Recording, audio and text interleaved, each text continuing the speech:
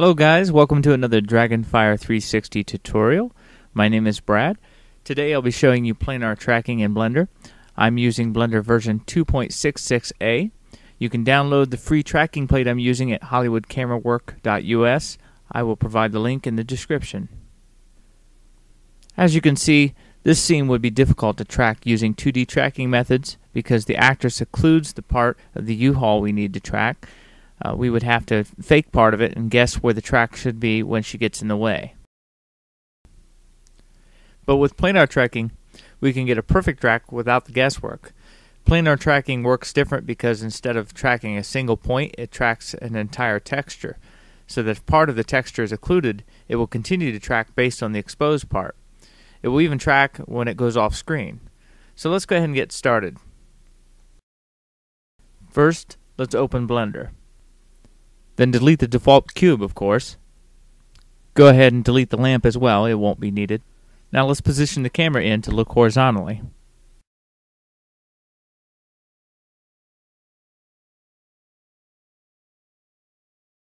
Now let's switch the layout to the motion tracker preset.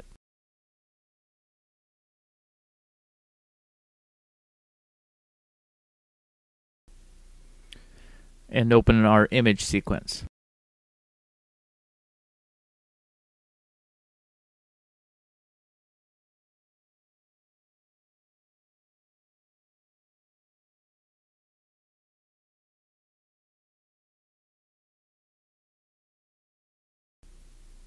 And now let's set the number of frames to 189 to match the number of frames in the image sequence. Now we're going to track the red box that says number 1 family mover. So let's set some tracking points. First, let's set up the type of tracker to planar. And you do this by going to the tracking settings and under tracking presets, select planar. Select normalize to help with shadows and other occlusions. And what normalize does is it takes the average value of each pixel rather than the exact value at every given frame. That way, if a shadow occludes a point that we are tracking, the tracker takes the change of color into consideration and ignores it. We will use mask later, but for now, we'll leave it alone. Now prepass is useful for getting an accurate track, but it is overkill for this because we will get an accurate track without it, so why use up system resources when we don't need to, because when you select this, it will increase the amount of time it takes to actually do the track. We can ignore the other settings for now. Now over to our in panel under Objects, hit the plus button to add another object, and rename it to U-Haul. Now let's set our first corner to track. Do this by holding Control while left mouse clicking on the corner. G to grab and hold down Shift to position it accurately. S to scale it up a bit. We want to include as much texture as we can, but keep in mind the bigger the area, the slower the track. And with planar tracking, you can only track flat planes. You can't track round objects very well, so keep that in mind. Now let's adjust each of the individual points. You don't have to get it exactly the shape of the U-Haul. You can give a margin around it so it doesn't have to be perfect. Alt-S to increase our search area. Now press Ctrl-T to track. I'll let this track and I'll come back when it is finished.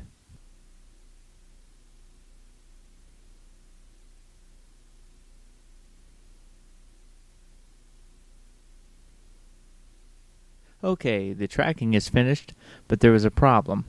It tracked perfectly, but when it got to frame 129, it lost the track. Now that was expected. I wanted it to do this because I wanted to show you how to fix it. It's actually quite easy to fix. You just go over to your in panel, and under Tracking Settings, scroll down to where it says Correlation. Set this down to a lower setting. This determines how accurate the match has to be to the pattern from the original keyframe, which is the first frame we started with. So because of the perspective change over time, we lost the track because the correlation dropped below this value. The default value was 0.750, but we will set this to around 0.390, and that should do it. Now we'll step back one frame to frame 128, which was the last frame tracked, and use that as our new keyframe starting point. Hit Ctrl-T again, and we'll track from that point onward and see if that fixed the problem.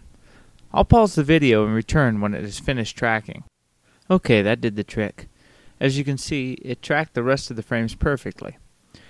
Now we just have to do the same thing 3 more times, but expect some problems on 1 or 2 of them. In fact, for our next marker, we will track this one catacorner to the one we just tracked, and I expect some problems on this one, but I'll show you how to work around them. Set it back to frame 1, then Control-click to set a track here. G to grab and position it while holding Shift once again, and size it up, then adjust the individual corners.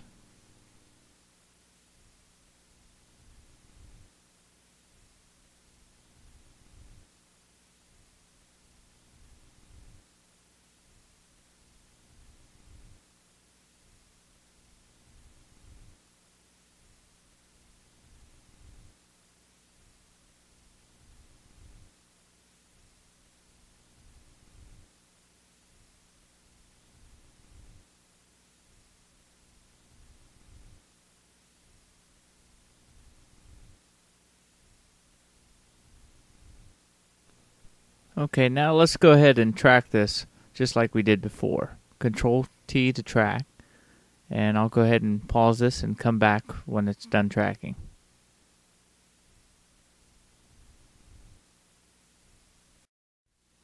Okay, I'm back, and just as expected, there were some issues starting around frame 84.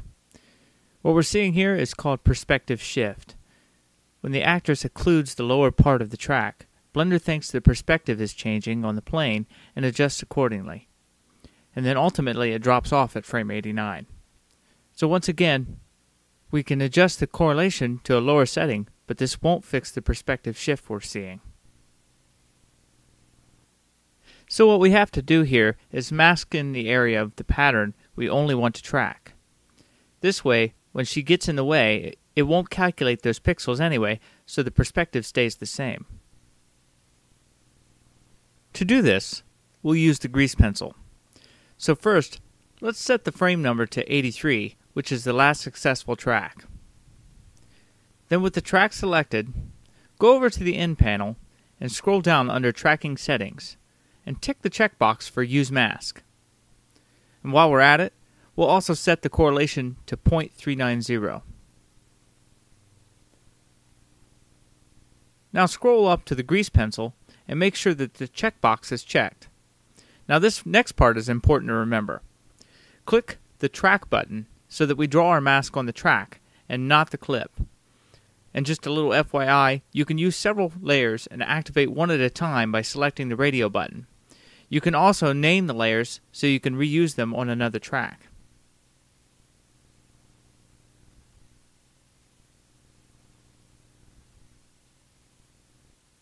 Now let's begin to draw our mask. Hold down the D button and left mouse button to draw. Once you start drawing, you can let off the D button. Now simply draw an outline of the pattern we want to track. We are ignoring the parts that will be occluded by the actress. Be sure to make the mask go outside the bounds of the search area for the best results. If you don't have your search area bounding box visible, remember it is Alt-S to show the bounding box. Make your bounding box big enough to have enough data to search to keep a proper track. And that should do it. Let's hit Control-T to track again and see if we get it. Oh, before we do that, remember to clear the previous track after the current frame number. So over in our Tools panel, under Track, click Clear After. Now hit Control-T to track.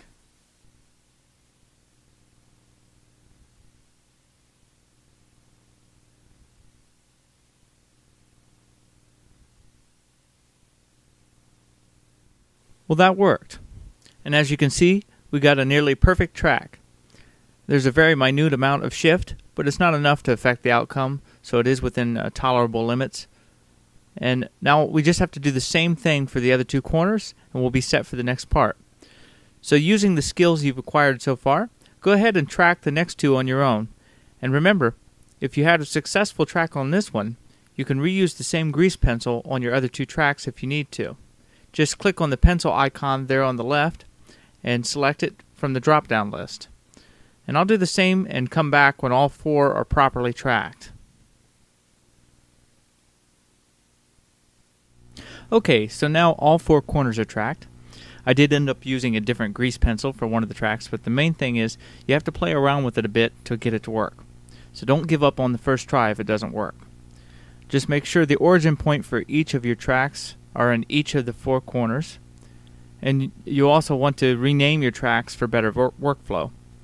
Just select the track like this one, and as you can see over here, I already named it TRKUL for upper left, and this one over here I renamed to TRKUR for upper right, and so on. Now hit A to deselect all and A again to select all, then go down to the reconstruction menu and click on Link Empty to Track. For each of the tracks selected, an empty will be added to our 3D scene. Now go up and change our screen layout to default. And we are in camera view, so we can see the empties in view. If we play the animation, we see they move. They are linked to the camera as well, so if we move the camera, they move with it. Now let's set our background image to see the image sequence that we are tracking. Go to our In panel and check Background Images. Click Add Image. Change to Movie Clip. Deselect the camera clip if selected, and select our movie from the drop-down menu. And go ahead and turn up the opacity to 1. Now play the animation, and you can see the empties perfectly match the video.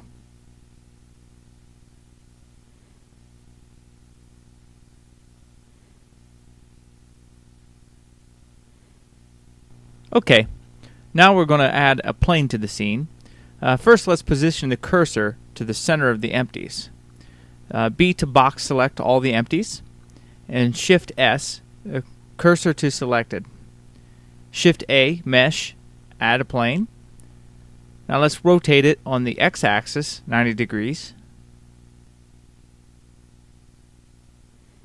Resize it roughly to fit the corners where the empties are. There's no need to be perfect here. Now go over to the Modifiers panel and select the Hook modifier. In fact, we need to add 1 for each corner, so add 4 altogether.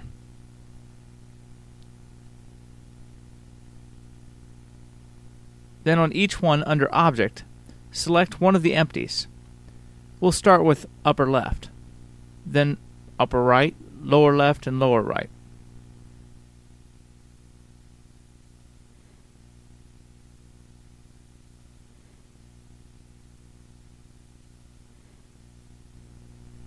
Now tab into Edit Mode. In Vertex Select mode, select the upper left vertex.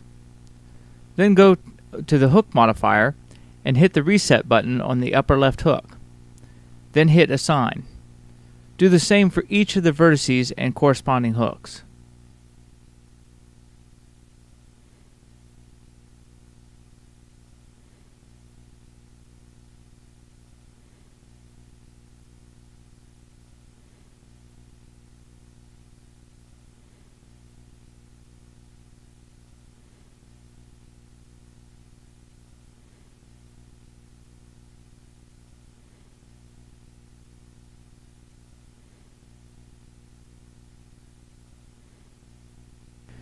Now tab back into Object Mode and go to Camera View and play the animation. You can see the plane now follows the tracks. Okay, let's go ahead and set up a material for the plane. Go to the Materials tab and Add New. Go down to Shading and check Shadeless. Now go to the Texture tab and select Type Image or Movie. Scroll down to Image and click Open, and select our movie. In this case, we're going to select Big Buck Bunny.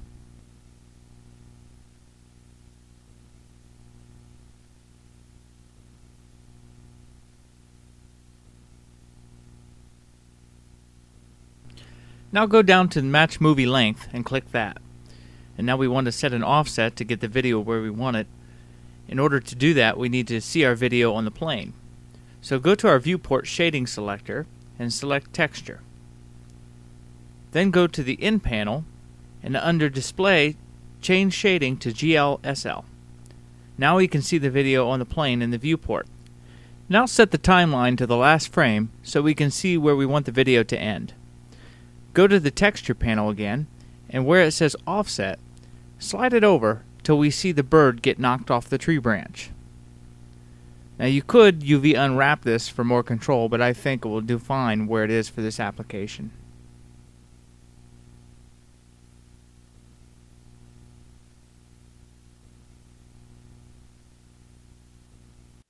Okay, now we're ready to do some compositing. If we render this now, we will only see the plane. We don't see our movie clip, so we need to composite the two together. But first, let's set our output render dimensions. Click on the Render tab, and under Dimensions, select the size of our original movie clip, which in this case is 1280 by 1080. We'll leave all the other settings the same.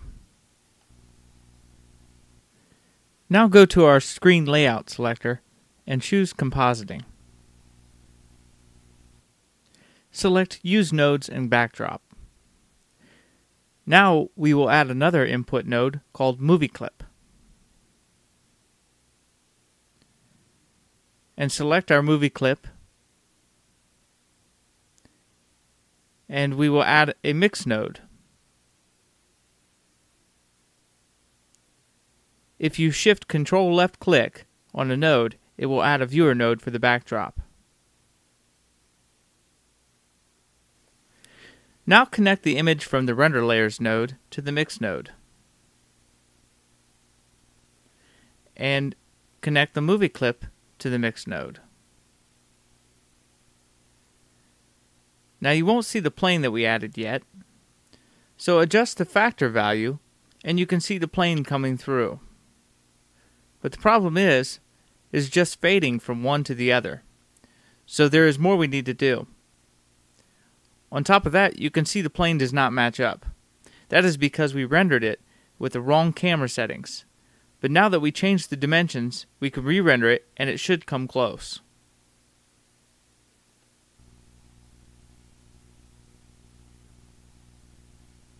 But there is one more thing we need to fine-tune. Go back to our default screen layout. Now, disable the hook modifiers.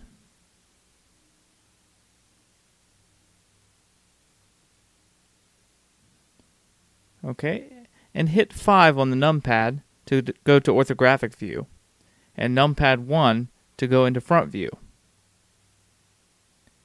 And now G to grab the plane, and position the plane's left corner to correspond to the upper left empty.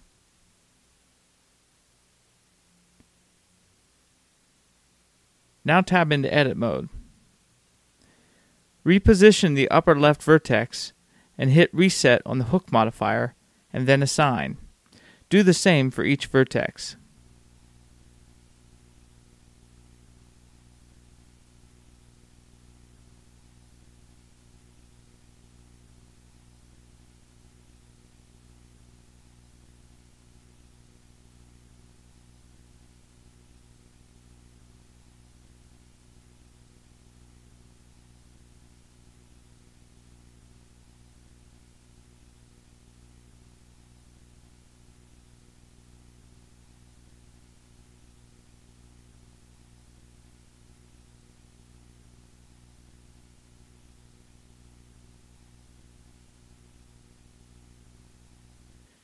Now tab out of edit mode and enable the hook modifiers again, and then re-render.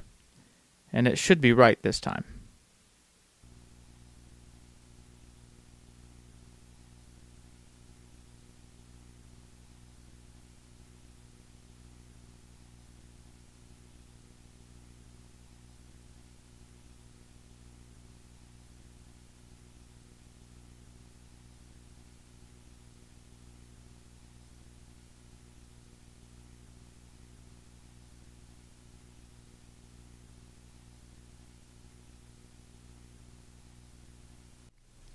Next, we need to do some masking to get our alpha matte. If the U-Haul were green screened, it would have been better, because then we could have just keyed out what we don't want. But since it isn't, we have to manually roto it out. Switch back to motion tracking. Then set it back to frame 1. Zoom in to get a better view.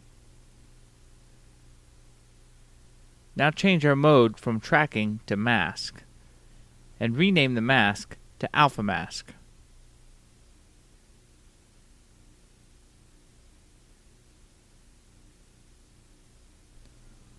On our in panel, scroll down to mask layers and click the plus button to add a new layer. Name it U-Haul Alpha. Now control left click to set our first mask spline point on the upper left corner. Scroll down on the in panel to active point and change the handle type to vector. Then do the same for the upper right, then the lower right, then the lower left. Then Alt-C to connect. Click the last point and it will automatically set the connection to vector. Now A to select all points, and in the Tools panel, click Switch Direction. Now size it down a bit and hit Alt-S to feather it.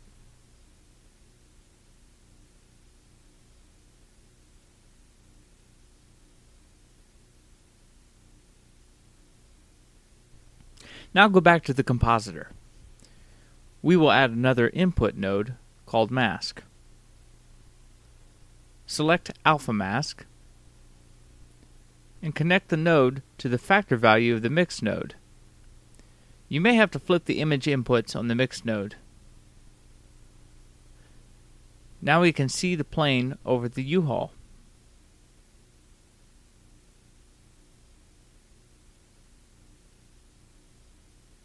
Now if we scrub through the timeline, we see that the mask does not follow the tracks.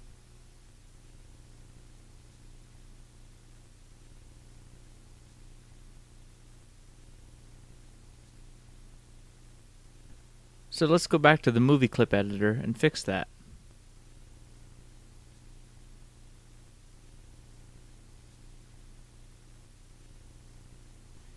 We need to parent each spline vertex with each track. To do that, switch the mode back to tracking. Select the upper left track, then switch back to mask. Select the upper left spline vertex, then Control P to parent. Do the same with the rest.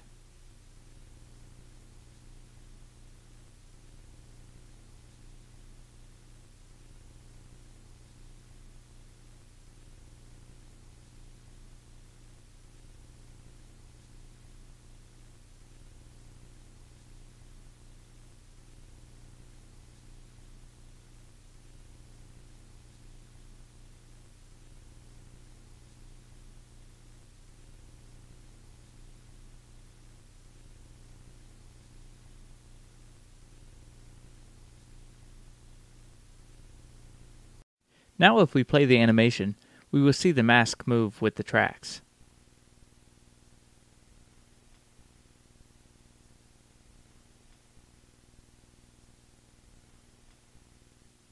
Now we'll test render a couple of frames to make sure everything is right. Starting at frame 1, let's render it now to C. Then we'll move up a few frames.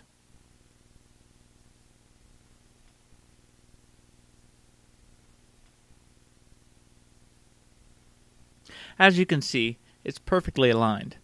Now if we want, we could adjust the feathering amount a little lower, but you get the point. Now let's move up to frame 75, and we'll render it and see if the mask tracked well.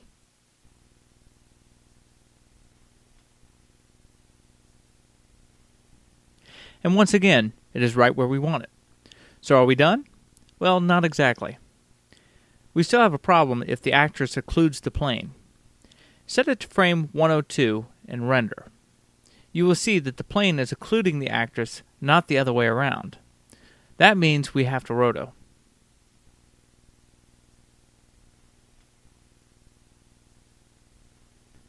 Now switch back to tracking mode. Now let's place a track on the actress.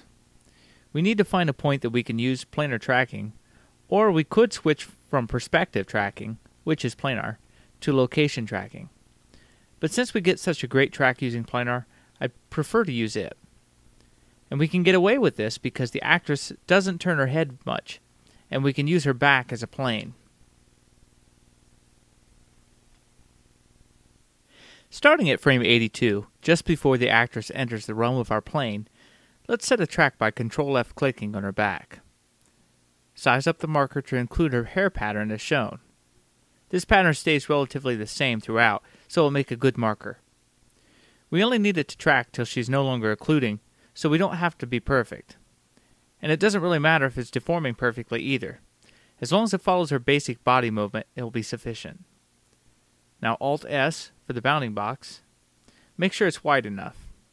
And that looks like it is. Control-T to track.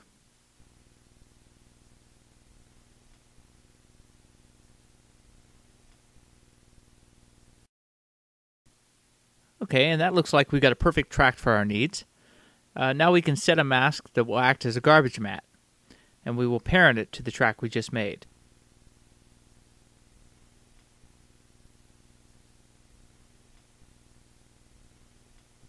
To do this, change the mode back to mask. Set the frame back to 82. In the In panel, under Mask Layers, add a new layer. And we'll want to rename it to Garbage Mat. Now click the eye to hide the alpha layer so it won't be in the way. Now Control left click to start setting our mask and follow around her head like so.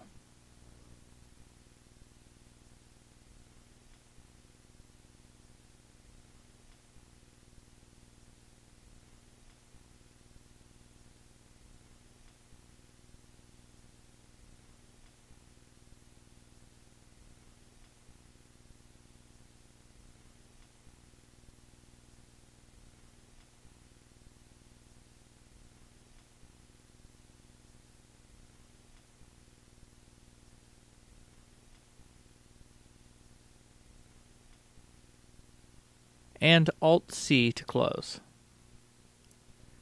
Now, let's select all by pressing A to deselect and A again to select all. And press Control-P to parent to the active track. Now size it down with S slightly. Press Alt-S to feather it.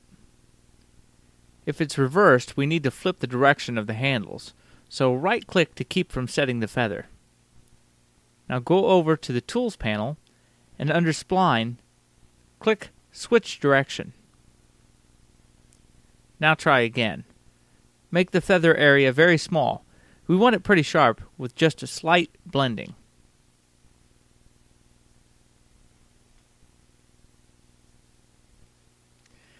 Now as we scrub through the timeline, we see the mask moves with the track, but there's a problem.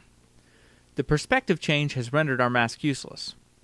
We need to adjust the mask to shape with the actress as she moves. To do that, we need to keyframe some shape keys.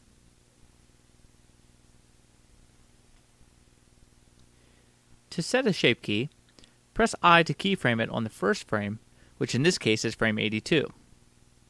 Then scrub ahead to an area where the mask no longer works, like this.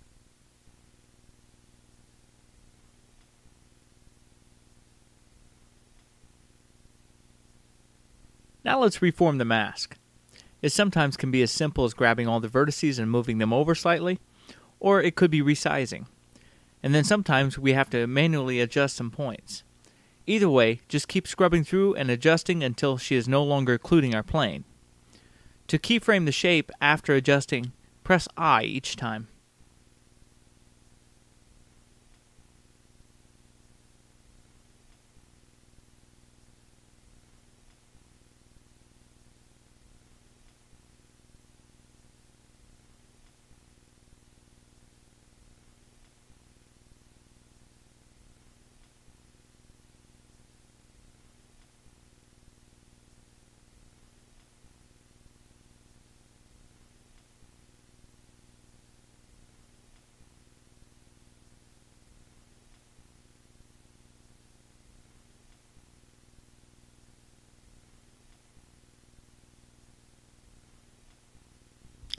Now we can make this mask layer an actual garbage mat. To do this, we need to change the blend mode. Over in the N panel under Mask Layers, we can change the blend mode for the layer to subtract.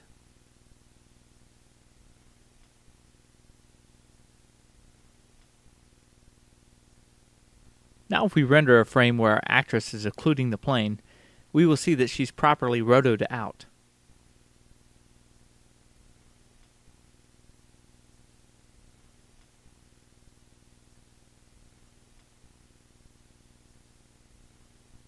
Now let's do one more thing to make the Big Buck Bunny animation that we added to the truck look like it's really playing on the side of the truck. And that is to add some vector blur. So go to the compositor,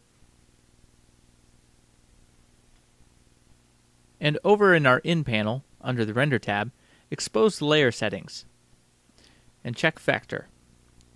Now add a vector blur node. Connect the node between the render layers and the mix node. Then add the Z and speed noodles from the render layer node.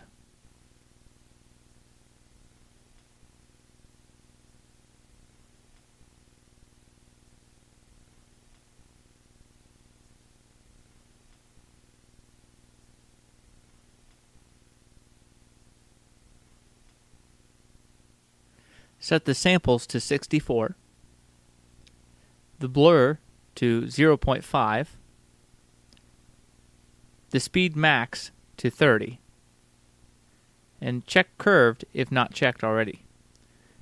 Now this will add very slight blur to the plane as it moves so as to add the realism that is actually attached to the truck. Now just render the animation and enjoy. This concludes the planar tracking tutorial. I hope you find this useful, and remember to like and subscribe. Feel free to ask any questions in the comments. I don't promise I can answer them all, but I'll try to do my best.